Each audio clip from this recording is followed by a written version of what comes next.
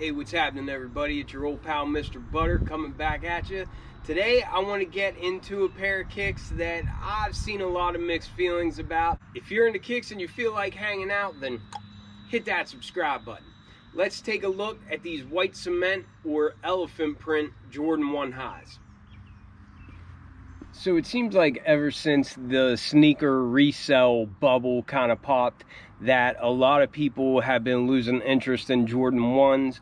I always say Jordan 1s are one of my favorite Jordan retro silhouettes. I think 1s and 4s probably remain my favorite, and I don't know if that'll ever change. So a Jordan 1 high always has my attention. This one is way different than the norm. It doesn't really look like the classic Jordan 1 high.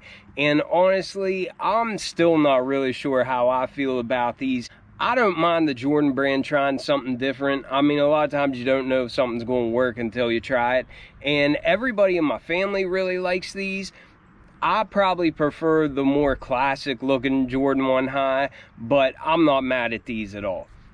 I like that they gave us a box that matches the shoes. Obviously, these are being referred to as the elephant print Jordan 1 highs, and this has that elephant print all over it. The box is actually pretty dope looking, if I'm being honest, but it's just got the black Nike branding on it, and the background of the whole box has that elephant print. The tag reads Air Jordan 1 Retro High OG, and the colors are tech gray, muslin, black, and white. I grabbed a size 10.5. These are going for $180 suggested retail price. I had status rewards like always that I used at Finish Line, so I think all in I'm just under $170. These are already on GOAT for less than retail, so this isn't a pair that I'm going to make any money off of if I plan on not keeping them in the collection. I'll probably take a hit if I move these out, but I wanted to make this review for y'all. And just like that box looks unique, these shoes, I've never had anything like this. I don't think this is the first time we've seen elephant print on a Jordan 1. I know that there was some elephant print Jordan 1 mids, and I think they've actually had elephant print on Jordan 1 highs before. I've never owned a Jordan 1 that had elephant print on it, but I think it's been done before. I don't know if they've ever put this much elephant print on a Jordan 1, and really the color blocking is pretty classic. It's just so busy because it's got this elephant print all over it. I think if they would have thrown some black in there, or even just some gray, if some of those overlay panels would have been like a solid color, it would have been a lot easier to digest. Like if this would have been a black toe or something and they just had the elephant print on the back, I think it would have been a lot easier for me at least to take in and consider wearing. I don't know that I would wear this pair. I really don't think that I would. I just think that they're too busy. That being said, I'm not knocking these at all, and if you noticed, I have the patinas on feet, and part of the reason why I wore them is because people call them bricks. The masses don't really like that shoe, but I love the patinas. It's honestly one of my favorite Jordan 1 highs and one of my most worn Jordan 1 highs, and I threw them on just to kind of prove a point. It doesn't matter what the masses say.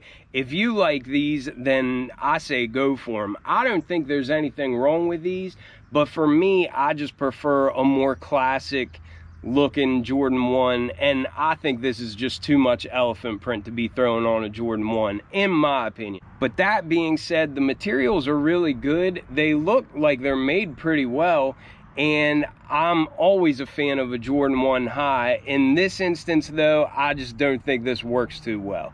But let me know what you think in the comments.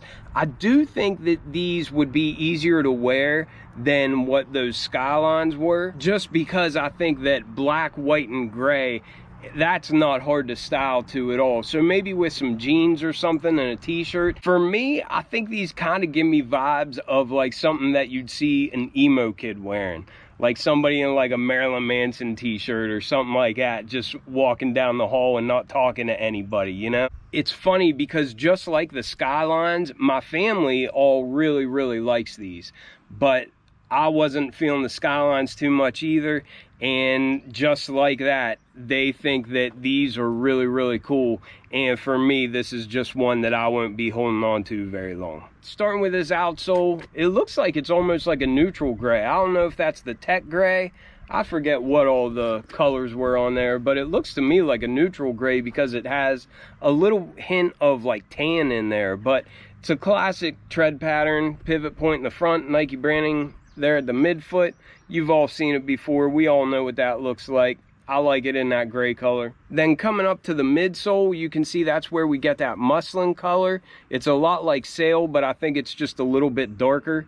And the stitching on the midsole matches as well. I wouldn't have expected that, but I think that it goes good with the rest of those colors. Obviously, as we get to the mudguard and most of these overlays on the upper, we've just got this elephant print, and we're used to seeing that on shoes like the 3s, but not so used to seeing it on the 1s. It really looks good on 3s, but on here, like I said, I'm just not feeling this too much.